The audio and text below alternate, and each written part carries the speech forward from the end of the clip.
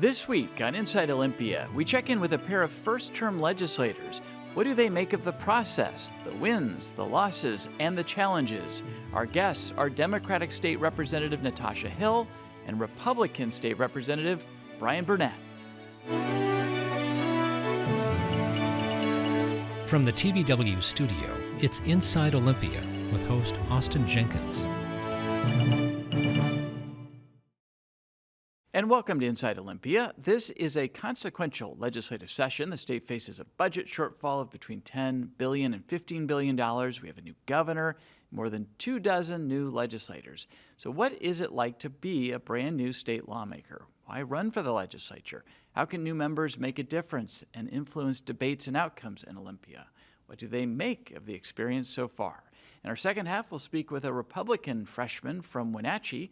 Joining me first is a new Democratic state lawmaker from Spokane, State Representative Natasha Hill. Welcome to the program. Welcome to the legislature.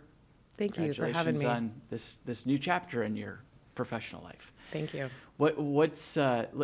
Tell us the short version of your journey and path to the legislature. There was an opening in your district because Senate Majority Leader Andy Billig was leaving the legislature, so that left an opportunity for State Representative Marcus Riccelli to run for his seat. I guess that created an opening, but how did you become the candidate? Yeah, no, it did happen really fast, so I can do this pretty short. Mm-hmm. I got involved really in organizing in politics in my community in Spokane in 2020 when there was the COVID had hit, civil rights resurgence, out there protesting after George Floyd was murdered. And I just got, connected to the community. I also appreciated that I'd built a great platform as an attorney. And so I wanted to be more involved in getting people to vote.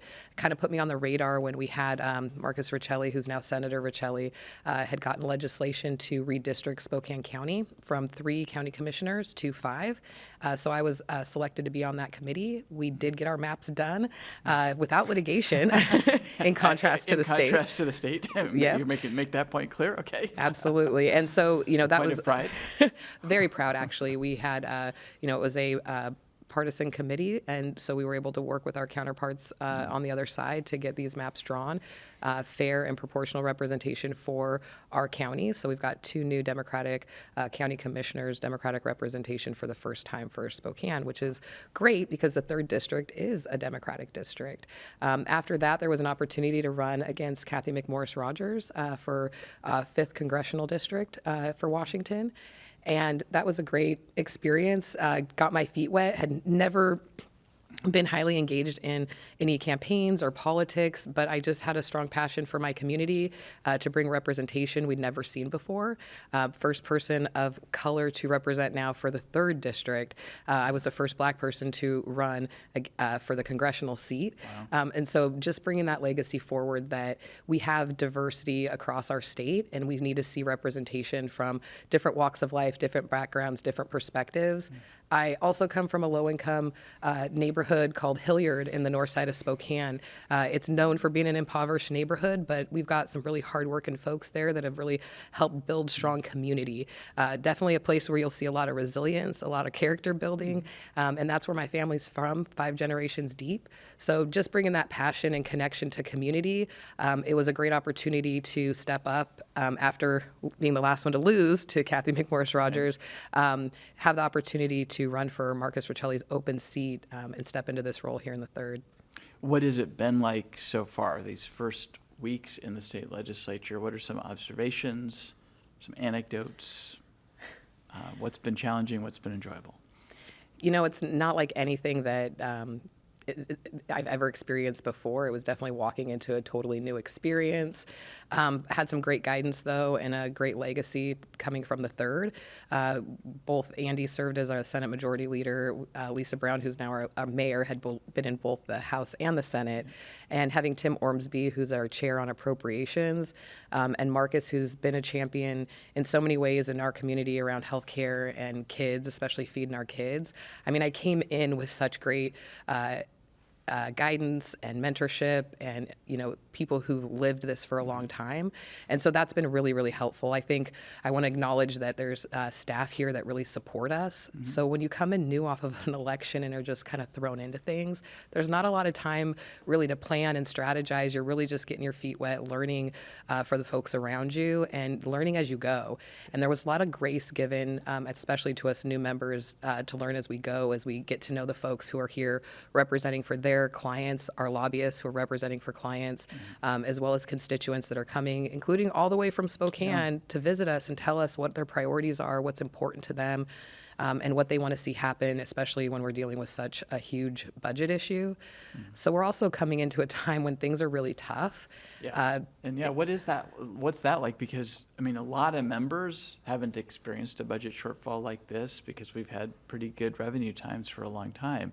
But, you know, you come in, you're a brand new member, no doubt you have ambitious ideas, you'd like to do some things, and probably, I imagine, you're being told, no, we're in cutting mode this year. Maybe not entirely, but how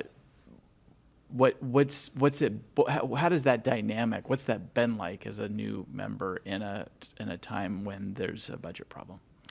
You know, it's been a very ominous experience, honestly. We know things are not good. We also know that when we look at the policy that we've put in place, that we did a lot of the right things to help people across Washington, but it's costing more than revenue can keep up with.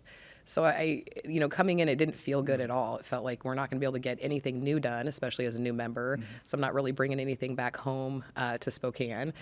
At the same time, we got to make sure we preserve as much as we can and figure this out. You know, I think coming in, I see opportunity to be creative and figure out how we can rebuild or fix systems that are clearly broken.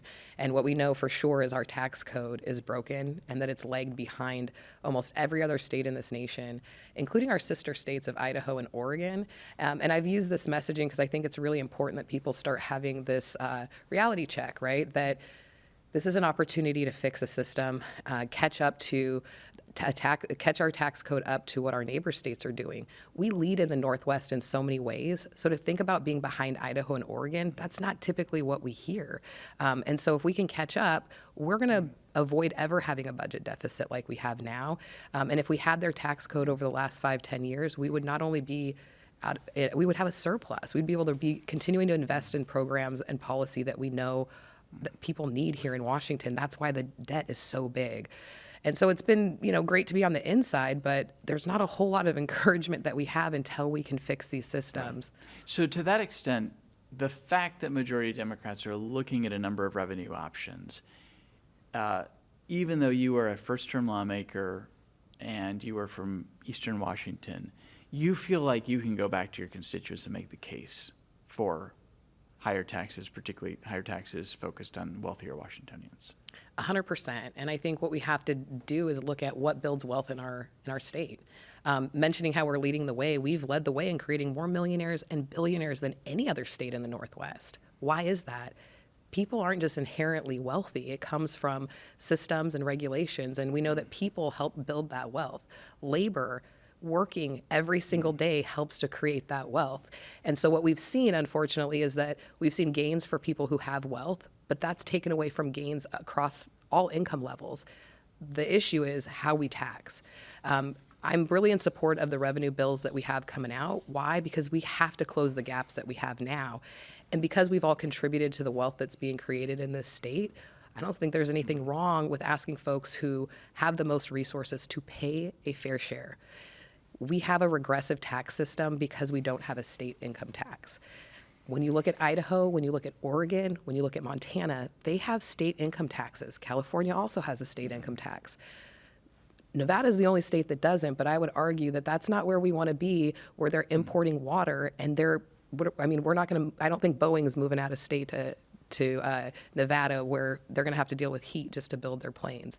The reality is we still have a lot of work we can do without overburdening folks with taxes. We're talking about taxing excessive wealth, and a lot of that wealth was created in response to COVID, right? You saw massive gains when it came to real estate and property for folks who own. You also seen a lot of price gouging and people taking advantage of our markets. I'm not saying everybody's doing the bad thing, but I'm saying that we've seen an increase in wealth. And that's why fixing our tax code and taxing that wealth is important. We need those dollars to go back into the economy so that everybody gains. Just one more point on that. Do you have any concern just on this program? Recently, somebody said, these are taxes on innovation. There's a reason we have those millionaires and billionaires, because we've created an environment where they want to build their companies here, where the spark of an idea can do something big and then become a big employer, and this will be a tax on innovation. How would you respond to that criticism? I think, I don't know that that's the right way to characterize it. I think we have to be looking at what's fair. And just because we have new systems of creating wealth, when people are getting left behind and it's creating public health and safety issues, when we look at the lack of housing that we have, when we look at the need for childcare, these are things that we have to have in order for people to go to work. And if we don't have people to meet the needs of the labor and the work demands, then we're not going to see the wealth that we have in this state. When I go back to state income tax, I think it's really important that we have the conversation about what that does. When we tax income... And are you saying that you would...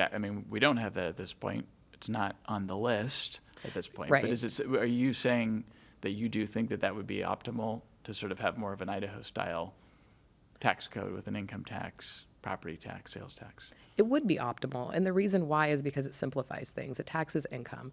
That means we don't have to do this hodgepodge system, complicated tax system of taxing just wealth and categories of wealth and this specific type of wealth that at this amount. That gets really, really complicated.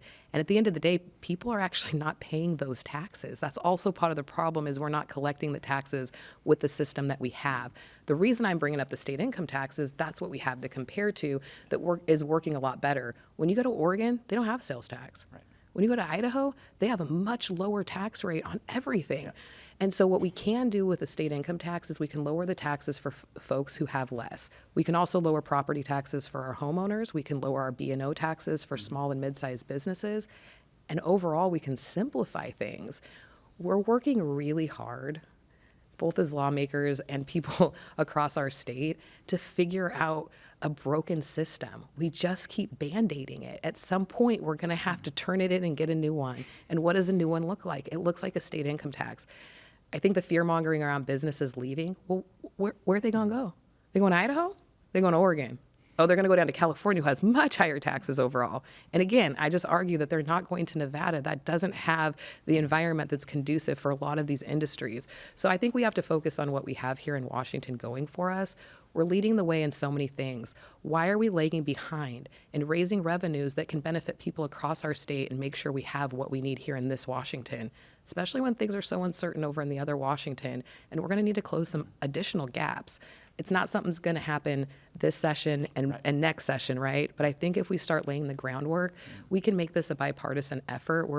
We're arguing the same thing as our Republican counterparts. We want to lower your taxes when you don't have enough to take care of yourself and your families, but we do want to tax wealth fairly in our state so we all benefit, including the folks making those gains. Just the fact that we are having this conversation, though, and you are a brand new legislator, is so indicative of the situation that the state finds itself in. Because normally you'd be, and we will talk about some of the policy proposals you have, but the fact that you, as a brand new lawmaker, are making this case really is, I just want to note it because it's not typical of especially for somebody coming in brand new. So it does strike me that this is the animating conversation right now, obviously in Olympia, how to close the budget gap.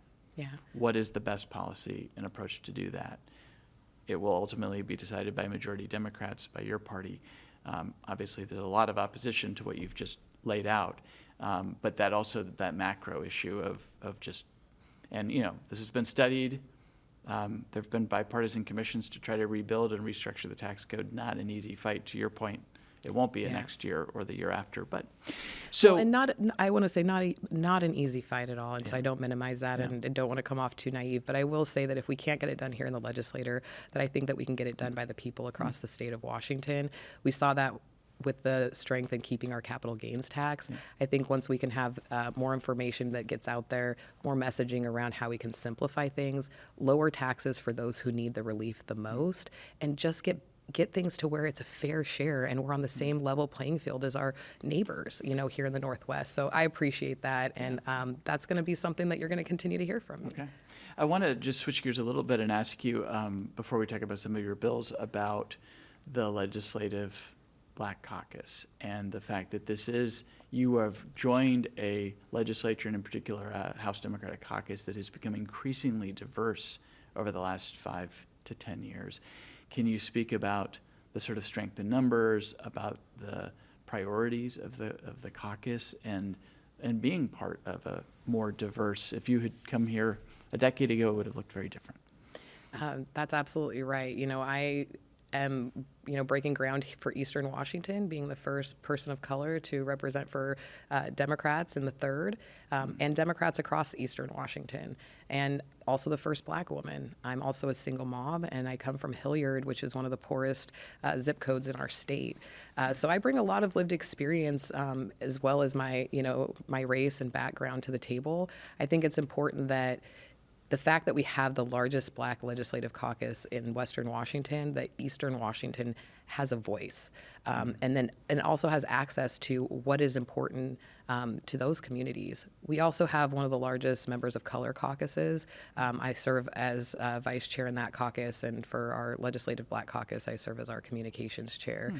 Again, just being in a room that we wouldn't otherwise be in when we're talking about disproportionality. And over in Spokane, we're closely situated to our sister state of Idaho. We've worked with them collaboratively in a lot of ways to push back against hate groups that have tried to harbor themselves over in our region. And I'm here to say, our side of the state is not the place where we're going to harbor hate. That's not what Eastern Washington's about, and I think me representing for our region says a whole lot. At the same time, there's work to do. We had an NCAA tournament out there last summer where there were racial slurs used against some of the women's players, and that was something that we reported in through the Black Lens, which is a newspaper that was started by a civil rights leader from our community, Sandy Williams, who, rest in peace, has passed away, but has left a legacy in our community that's very, very strong. So I stand on the shoulders of a lot of folks from Eastern Washington who've done good work and created some good trouble. Civil rights is really what this comes down to, in human rights. I think what you see when you see such a large representation in our legislator is people who've been willing to stand up and take those and be a voice, in those communities who've suffered the most. And people know when we lift, what do they say? When the tides lift all boats, right? Like, we have to help everybody. If we're helping people at the bottom, that helps lift everyone up. And I think it's important that this is acknowledged, that this representation really does matter, especially in a time when there's so many attacks on diversity, where we're seeing the erasure of Black veterans, when you can see Jackie Robinson's legacy removed because people are afraid of what our real history is. And we cannot forget American history is based on the backs of Black labor, slave labor. I'm a descendant of slaves, and I also come from Irish and Dutch background on my white side. So I come to this legislator with a lot of perspectives, and I just, again, think that it's really important that we honor and respect the diversity that we have across our nation, that we have here in our state. And so I'm really proud to serve in this capacity and have these conversations, especially at a time like we're living in. What about working across the aisle? What's that been like? I mean, as you know, you're from a Democratic district, but many of your fellow legislators from east of the mountains are going to be Republicans. And then you get here, and it's a diverse place politically as well. Yeah. What have you observed so far? What's it been like to try to work across the aisle? It's different than I expected. I honestly thought it would be more adversarial, that it would be more animosity working with colleagues across the aisle, just knowing that our viewpoints and perspectives could be so different. What they say is true. At the core, we have a whole lot more in common than we have different. A couple of the bills I submitted were co-sponsored by some of my Republican colleagues.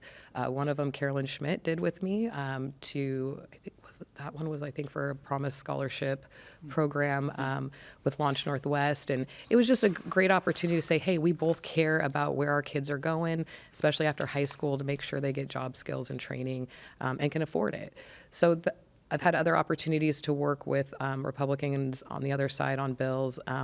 I think when we got to the floor and we heard some of the speeches on the floor, you realize that even though we have some core commonalities, that we have very different ideas on what that looks like policy-wise, legislation-wise, and belief-wise. And I think that people get to see that and get to judge for themselves. And I think when you see more Democrats getting elected to office, you realize that we need a little bit more collaboration, I think, in terms of how we get places, and that some of the politicizing over issues like our children's identity, on historical discrimination and how we repair that for people who have continued to suffer. These are all things that, we've got to find some common ground on. I think that's when it felt a little bit more division. Yeah. But it's good to get to know folks in committees like our Early Learning Human Services, where we've really worked together to get bills through that we know are for the right reason.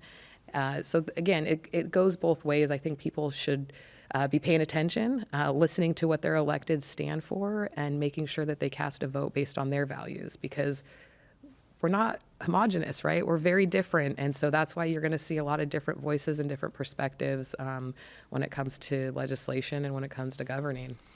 Let me ask you about a few of your bills. One was a study bill of insurance coverage options for permanently affordable home ownership units. Help us understand what's the problem you're trying to address here. The big problem is we have a housing crisis. Yeah. And one of the issues is we don't have enough. Supply is an issue. How can we build more? How can we build more faster? How can we build options that are both affordable and accessible to folks? So one of the issues that we found is that under Washington law and the requirements we have on builders and contractors building condominiums, it's much higher insurance costs than if you were building an apartment building. So for all those reasons, we want to ask our Office of Insurance Commission at their cost, not operating budget costs, to go ahead and do a study so we can be better informed about how we can reduce those costs, how we can make changes in our policy and our laws so that it costs less to build these condos and we can get more built. Developers are often opting to just build apartments because that's exactly right. It's cheaper for them. Exactly. Well, and we know great to have apartments, but rental costs are high. People aren't affording those either. And when it comes to home ownership, there's I think a couple months supply right now. I practice a little bit. I'm a licensed broker, but not something I'm doing full time at the moment. What we are seeing though is reduction in the amount of homes that are available and what fits the family's needs. Right. We definitely need to keep building single family units, of course. But for people who are getting started and maybe a starter home, for our seniors who are downsizing and still need accessibility, condos can be built obviously in places that are closer to services and higher walkable neighborhoods. And we want people to be able to leverage an asset. So having the opportunity to purchase a condo, which for me personally is what I aspire to. I would love to have a condo overlooking Spokane Falls River. That sounds if you very know nice. Downtown, it's yeah. very walkable. Yeah. It's absolutely gorgeous. There's bridges to connect you across our city. Yeah. And so for me, that's the dream. Yeah. And I know that's not everyone's dream, but it's a great way to have an asset that you can own to leverage. I want to ask you about another bill, clarifying tribal membership on local boards of health. What does this bill do? So this good little bill came from some. You've got the Olympia vernacular down. Hey, they told us not to use it on the floor, so I was like, here we go. I'm going to use it in my interview. Came from some of the work that was done in Spokane with an organization, the Native Project, who had to step in, thankfully for our community, to help with vaccinations and COVID relief. And they were not given opportunity to have representation on our local health board, and our local health board was going through some growing pains and some situations. I seem to recall that, Yeah. So this is one of the ways that we're looking to address that, to make sure that they can be part of the planning. So implementation and outreach goes even more efficiently and effectively. And so we brought this bill forward to make sure that we have representation, not one representative for all the tribes, but we have a representative from each tribe in that region. And so that's going to grow our local health boards in order to have the representation that we need in our communities and make sure that we have the ability to collaborate in ways that meet our community needs. These are big deals, right? We're talking about health crisis. This is when people are literally going to be dying. And so for me, I saw this as a great opportunity. Prior legislation was put in place last year that Senator Riccelli got put in place, where it allowed representation for the tribes, but it didn't clarify or wasn't clear enough that we needed a member from each tribe. These are separate sovereign nations, and so I think it's always important that we remember that these are partnerships, right? These are sovereign partner nations that we're working with that we need to respect, and so we had to clean that up to make sure that they knew that we respect their sovereignty, that we want each one of them to be there to help inform us the best we can. And I want to shout out the Native Project for also being in a position to help. This isn't just about Native community. They're helping people across our community. They serve one of the lowest income neighborhoods in Spokane. They were helping get our first responders vaccinated. Like, this was a huge effort. Again, life-saving efforts. And so for me, this was a big one that I could bring home And I should mention, to our district. Both of these bills have made it through the House and are in the Senate now. I'm going to mention, we're out of time, but I'm going to mention a bill that did not, that I know you're very passionate about, which is helping people who are renters improve their credit scores by having the fact they pay their rent on time count towards their credit, so that then they can build credit so they can eventually become home buyers. That one didn't get through, but I know it's a priority of yours. We'll be bringing it back. Bringing it back. Okay, we have just a couple seconds left. Where do you want to leave us? What's a closing thought as you head into the back half of this first legislative session? You know, I really encourage folks to reach out. I think coming in as a new member and for the first time in political office, to say, I didn't realize how important it was people to share their stories, to sign in pro and con on bills. Let us know. We need to hear from you. So reach out to all your legislators, House, Senate, reach out to our governor's office. Let us know what's impacting you the most so we can have our priorities in order and we're meeting the needs of all of our constituents. I always say people would be surprised how accessible their state legislators are. Yeah. State Representative Natasha Hill, thank you for coming in. Thank you so much, Austin. Appreciate the conversation. When we return, we continue our conversation with a first-year Republican lawmaker from North Central Washington. Stay with us. Stolen vehicles are a problem. We need a solution. Pursuits are not the solution to that. Washington State is not missing high-speed police pursuits. Washington State is missing the possibility of a high-speed pursuit. Driver fled. Watch all of TVW's award-winning shows on your time at tvw.org. And welcome back to Inside Olympia. It is a tradition on this program to speak with new legislators. Joining me now is Republican State Representative Brian Burnett. After 23 years in law enforcement, he is now serving as a first-term lawmaker from the Chelan area, Wenatchee area. Good to see you, Representative, formerly Sheriff Burnett. That's how I knew you in your past life. It's okay. I might get this confused as we speak. Many legislators, included the famous Denny Heck, refers to me as sheriff. It's a term of endearment for me, and I appreciate it. I'm glad to be here. So I'm curious how a career law enforcement officer who becomes an elected sheriff in a county like Chelan County then ends up as a state lawmaker. Tell us that story. How'd this happen? Is this by intentional, by plan, or by accident? Total accident. Literally, here's the story. You know, the 12th had been redistricted. The judge had made a ruling, I think, at the end of March of last year, of 2024. April 22nd. Ironically enough, my wife and I are literally driving eastbound on I-90, really close to North Bend, where my district now runs to, and I got a call from the local Republican chair and said, hey, I don't know if you knew what was going on, but, you know, this ruling came through. They've changed the district. You know, Senator Brad Hawkins has been drawn out of the district. He has just announced that he's not going to run for re-election. And we believe that Representative Keith Gaynor, now Senator Gaynor, is going to run for Senator Hawkins' position. And we want to know, if that happens, if you would consider running for Keith's position. And I didn't think I was hearing, it was on speakerphone, and I looked at my wife, and she looked at me, and no words were really said, other than I think a flushness of red came over her face, like, don't you dare think about it. You know, we were about 18 months out of the law enforcement. We were kind of going in one direction. You had just retired. Just retired, and I have a second job. I'm working. I love it. I love the company I work for. It gives me flexibility, able to spend more time with my family. I have a son. I was just sharing that I have a son that lives in Maine, and we were going to spend a little bit of time back there during the year and get to be around more of our grandkids. Mm-hmm. We have 10 grandkids with 2 more on the way. And so that's important. We want to be able to invest in their lives. And then all of a sudden this happened. And April 22nd, 10 days later, I made an announcement on May 3rd and filed on May 6th. And it's been go, go, go ever since. So what was took a little time to decide what tipped you into saying yes? You know, we took this very seriously. It was about 2 days that we didn't even discuss it. And I went to my wife and I said, you know, we really need to talk about this. I said, one, out of respect for the people that approached me, I had a couple different phone calls. And it's a serious thing, you know, to even have somebody come and ask you to consider that is very humbling. And so we talked about it, we prayed about it, went to what we call mentors, wise counsel. And on about day 7, we met in the living room with Clyde and Ruth Ballard. We attend the same church with Clyde and Ruth, and total respect for the man and just how he represents and what he does. And I basically sat down with the two of them with my wife, and I said, Clyde, I need to know one thing. Regardless of who has the majority, regardless of who the governor is, can I make a difference? Without hesitation, Clyde said yes, and this is why. And he and Ruth shared their story for about the next hour and a half to 2 hours. And it was compelling. And I know that their hearts were so much in the right place. Now, is Olympia the exact same place it was 20 years ago when Clyde stepped down as Speaker of the House?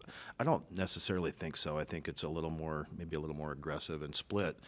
But at the same time, he convinced me that yes.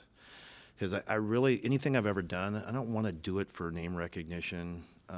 If I can go in somewhere and make a difference and make things better, can I, and I think you're probably one of the conversations we would have is, what does your background of law enforcement bring to this? And I think that's where I'm just now seeing how it actually benefits, I think, the Republican caucus and even legislatively in whole. Well, and it's an interesting background because it was just a few years ago that this legislature was looking very seriously at major reforms to policing and law enforcement in this state, made a lot of changes. It seems like maybe the pendulum has swung back a little bit, and certainly the governor, the new Democratic governor, is prioritizing $100 million to fund more law enforcement officers in the state because we're lowest per capita in the nation. But as you think about the times we're in, and there's a budget crisis, oh, by the way, your background in law enforcement, the sort of current climate, where do you think you can have the highest impact as a Republican state legislator, member of the minority?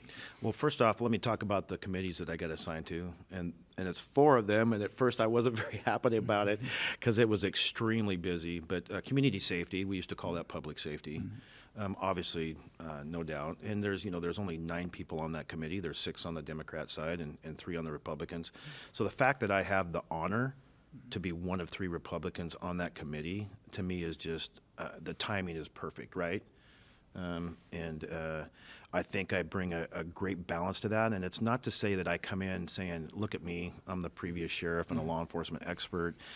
I look at it as like, hey, I'm connected to the people that really know what's going on and what they believe is proper policing for public safety.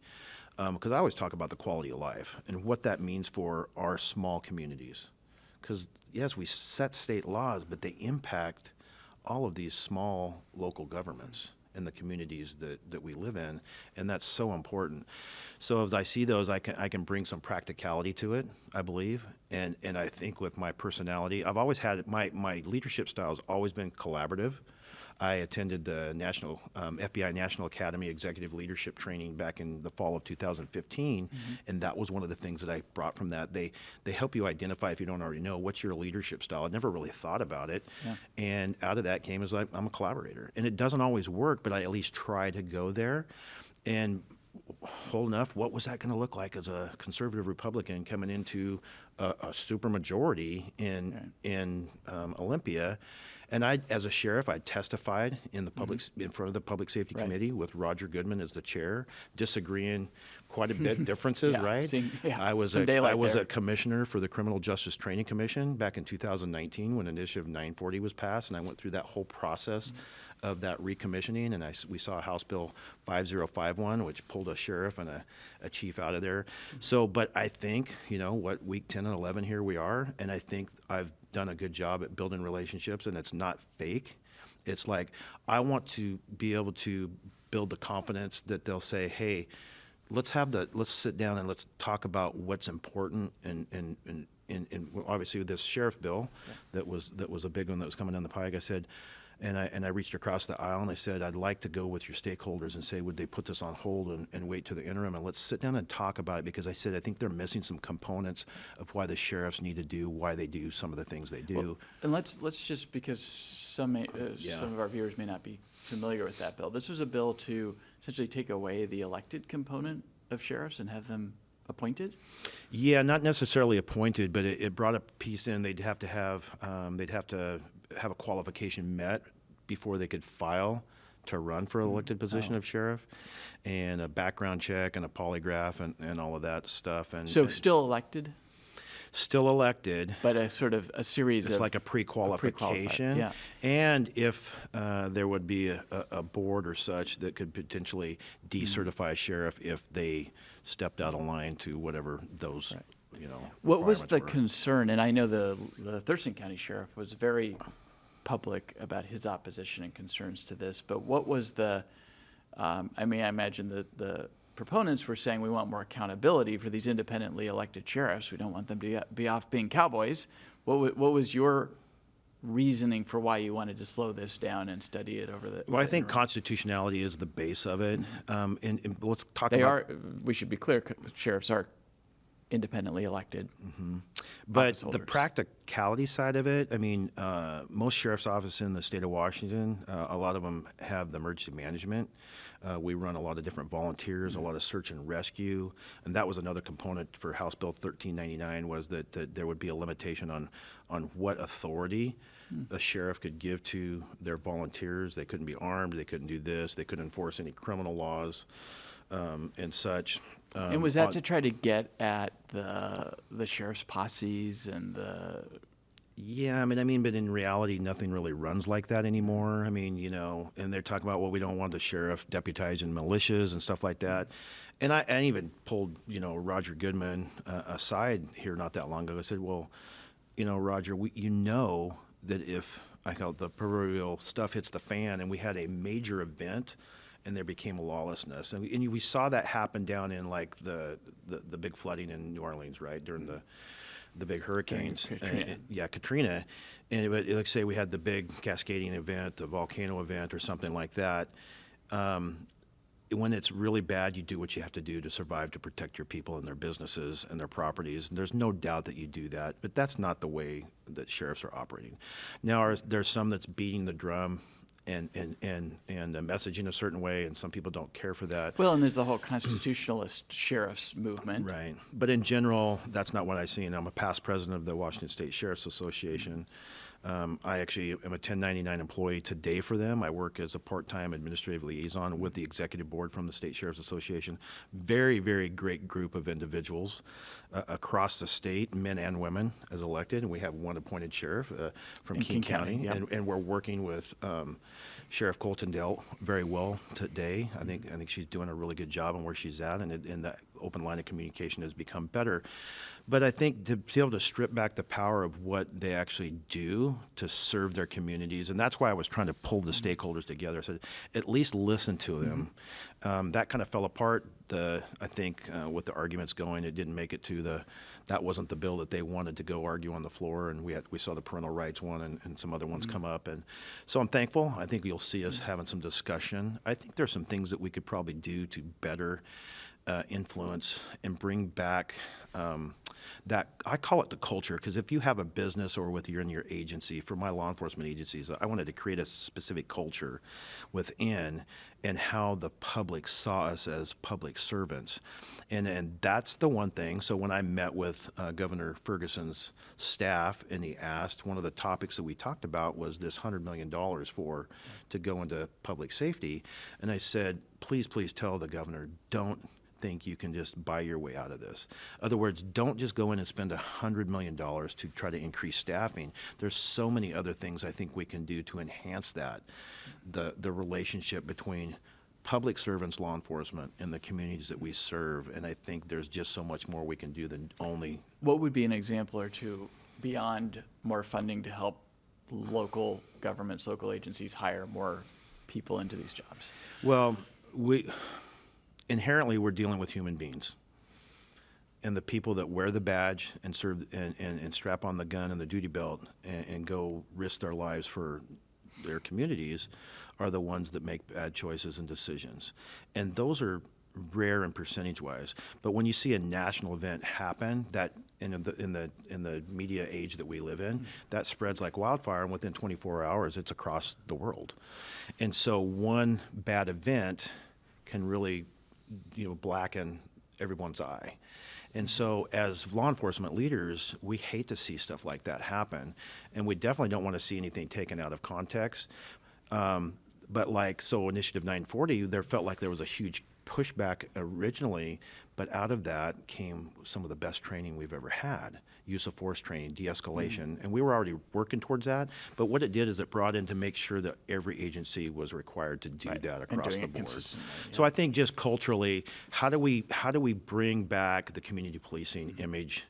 How do we better serve? But is there a specific, if you still think and are acknowledging that there's a gap or a distance that needs to be closed between the people who do the work of policing and community members, is there something, and more money will help swell the ranks, but is there a specific idea or two you have to rebuild trust, to bring back more of a community level approach?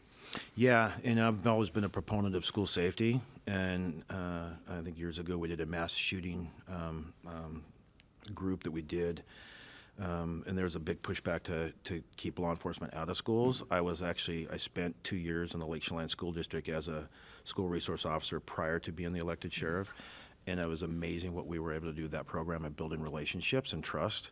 And so it's about building trust within your community and then around the state. I would look at some ways to enhance that. Even though there has been pushback from some community members saying they don't want police officers. And if that's what I like, give back some local control. We wouldn't force it on people, but allow them if that's one of the ways we want to do.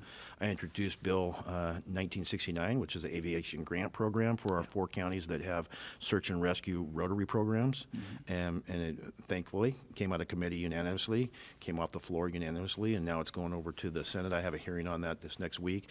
I think that's a great way to do that because we're saving lives. Would that bill help? I know this Thurston County Sheriff's Office has been talking about trying to get a helicopter program in place. Would your bill help agencies that don't have helicopters yet and don't have pilots and don't have the ability to have aerial support? Right. The big piece to this is there's only 4 agencies in the state of Washington that have those rotary programs. Today. That's King County, Snohomish, Chelan County, and Spokane. But in 2024, those 4 agencies, I think, did 657 missions outside of their jurisdiction to help other neighboring local jurisdictions. And that's just the way we work in law enforcement. You don't hesitate to go. There's no reimbursement cost for it. You just go. So what would this bill do? So basically it would help insert better training and equipment to enhance those programs. So the state is stepping in to say, we'll help. These are expensive programs to run. Correct. We'll help you do it. And you said the bill got through, but what about the funding component given the budget situation? The funding has not been approved yet. We left it open, and we left it open to appropriations to say this is what is appropriate for this year's budget cycle to do that. And just through the military department, it was going to be a $360,000 a year to manage that grant.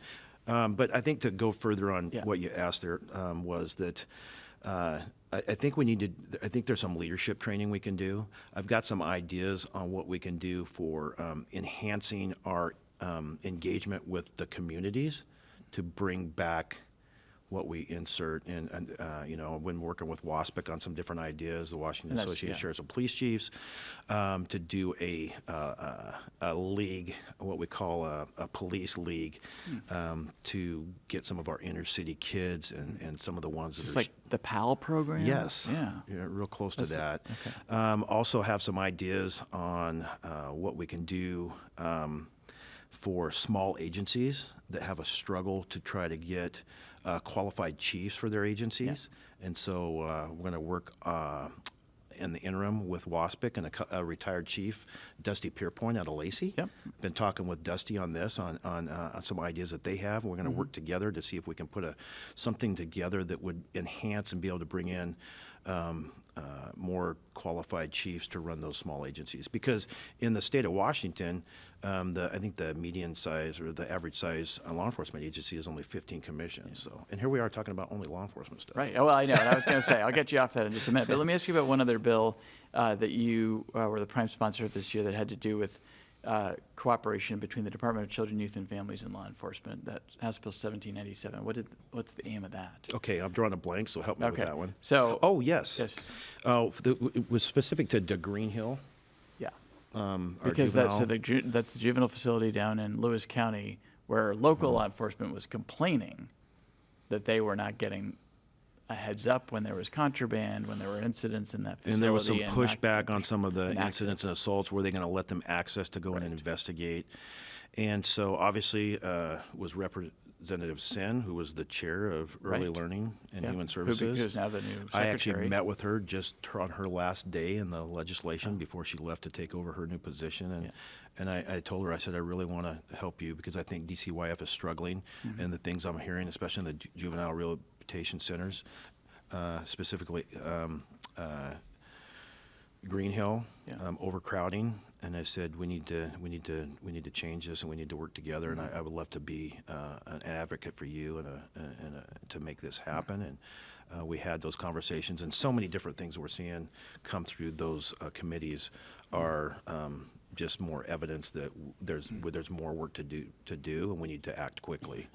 Let me ask you one kind of big picture question. You described yourself as a conservative Republican. You're from Central Washington. You spent a career in law enforcement. We are in an era of people being concerned about crime and also concerned about whether they can trust the police. And sometimes that's the same individual, and sometimes those are different camps, right? What is your kind of working philosophy? You've talked about reforms and ideas you have, but when you are working within now the House Republican caucus, when you're working across the aisle, where are you coming from? Do you agree that law enforcement needs to reform, needs to change, and that, I mean, it sounds like you agree trust has been lost, but what's the balance point? Because I think we struggle with that, right? What's the right role of law enforcement? What's the balance point? How do we respect communities that are historically marginalized or have historically been over-policed, while at the same time upholding, you talked about kind of community safety and quality of life? Well, I think over the course of time, law enforcement, public safety has just had layer after layer after layer stacked upon them on what is their responsibility and what they want them to handle. And it's like we can't be the end-all, be-all. And I just think it's an unfair advantage. We end up with dangerous drugs and homelessness and mental health issues. And these are massively impacting all of our small communities, the bigger cities, but there's nowhere it's not touching now. And so as those things happened, I think that we were asking too much of our public safety officials, especially the line cop, the men and women on the street responding to the 911 calls. There were so many elements bringing this on. It's like, how do you manage this? Well, they got mental health issues, but yet they're creating a crime, but they're a nuisance and they're plugging up the 911 system. So then we started, we created a co-responder team in Chelan County, and we're starting to see those build, and it's the right thing to do, but we're bringing in the right professionals. And I always looked at two different things. One is you have short-term crisis and long-term crisis. So we need to find short-term solutions and long-term solutions. And sometimes you just have to go in and say, I need to take custody of you based on the totality of the circumstances. Or, better yet, I come in and I try to find you the resources and point you in the right direction and get the advocacy for you. That's where I think that we need to be heading. And I think we need to look at the long-term solutions on what does that look like so we don't just keep kicking the can down the road. Okay, I want to ask you a little bit about your first impressions of the legislature and what it's like to go from elected sheriff to being, one of many in a legislature, 98 House members. What's your impression so far? There's a crazy song that I heard not too long ago, and it says something to the effect of, I hate everything, I hate you, or I hate everything about you, why do I love you still? and it almost feel that way. The first 3-4 weeks was just unbelievably drinking from a fire hose. I'm involved in the 4 committees along with community safety. I have early learning, which is, oh my gosh, emotional roller coaster of protecting our most vulnerable from infant to our aging adults, to developmentally disabled people. And then I'm in the civil rights and judiciary. And I never really saw that one on my radar up front. And then when I got asked to do that, and now that I'm on that committee, we have Hunter Abell that joined our group and is an attorney and a pro tem judge. I think our Republican caucus is really, really good in the diversity that we bring. And then appropriations. So it's just all of this stuff. And I really wanted to meet with my constituents and the people. I loved that part of it. But it was super, super busy. And then meeting with groups afterwards and late nights and such. And then things settled down, and we started going to appropriations, and those became long hours and working a couple weekends. And then we hit the floor on that 2-week stretch, and it's like, oh my goodness. I absolutely could say that I think I really love it. I can see that I fit in here, and I think I have something to provide both legislatively across both aisles. And so I'm excited about that. And I think as long as I have that to be able to give, then I think I'll have a place here. And when I don't, I know when it's my time to step away. You mentioned Clyde Ballard and sort of his era. What is your impression of, I know you guys have had some tough floor debates. Things have gotten tense, heated, but there's also a lot of stuff that there's bipartisan agreement and cooperation around. What's your sense so far of the political climate under the dome and your ability to work productively across the aisle? Obviously, we're never going to agree on everything, let alone a lot of things. But there is some pretty good common ground, at least in the committees that I'm on. And I try to voice that. And when I can find that common ground, and this is what I wanted to do, and this is like the same spirit that I went to Representative Goodman and said, hey, can we bring in your police accountability group, and can we sit down and talk with them? Because one, I would like them to learn as much from us, law enforcement, but I also need to learn from them. Because I need to know why they think, and why they expect. And when I do, I think there's some give and take on both sides. I believe that we both can learn from each other and that we need to. I don't have to agree with you on everything. I don't have to agree with your policy, but I definitely need to know what your perspective is coming from there. Because if you always say there's no way that person has anything that I can glean from and learn from, then I think we've lost it. And that's the mindset I'm trying to take, is like, I want to be able to step back and say, who are you as a person? What makes you tick? Why are you passionate in the way that you are? And then would you hear from me why I am as well? And hopefully together we can actually find something that actually works. And when we're talking about, recidivism and prison and juvenile intake and trying to make some things here for public safety and protecting people's rights and working with our most vulnerable population, I think those are things that are really well needed. And so far I feel like that's happening. But at the same time, when you say what's it like, I'm like 10 weeks into this, and I feel like I'm barely scratching the surface of what I have to learn. Okay, a minute left.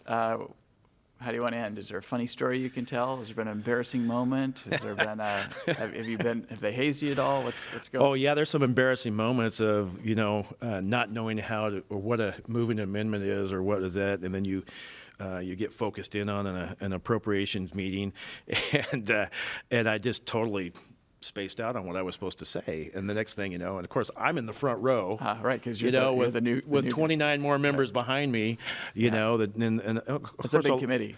Huh? It's a big committee. It's a very big committee. And the same time, here's our deputy leader, Representative Corey, and I'm not 30 seconds done with this disaster. And of course, maybe it looks or not as bad as what it is, but I like to perform, and I like to be well. I like to do well at what I'm presenting, and it didn't go well, and I think it was on my bill. And it wasn't 2 minutes later, and Representative Corey had a printed out certificate saying, I think it was the Early Achiever or Eager Beaver Award or something like that, and it just made his day. And I was totally frustrated and upset with myself all through the night. And then now I received a second one, and I've seen other people, and but when I take that in, is you eat humble pie and you learn from other people. But my respect, Austin, for the people both in the Republican Party and many on the Democratic side, and what they do and what they present and their passion, I've really come to see that in a different way in just 10 weeks. And I think I can really take away some life lessons from that. You're all in there together. It's not like you're fighting across social media channels. Hey, I love Washington State. Let's make it better together. Okay. State Representative Brian Burnett, one of the new first-term legislators and the former sheriff of Chelan County. Thanks for coming in. Appreciate the conversation. Thank you. Appreciate Good my luck time. for the rest of the session. Thank you for watching Inside Olympia. We will see you again next week.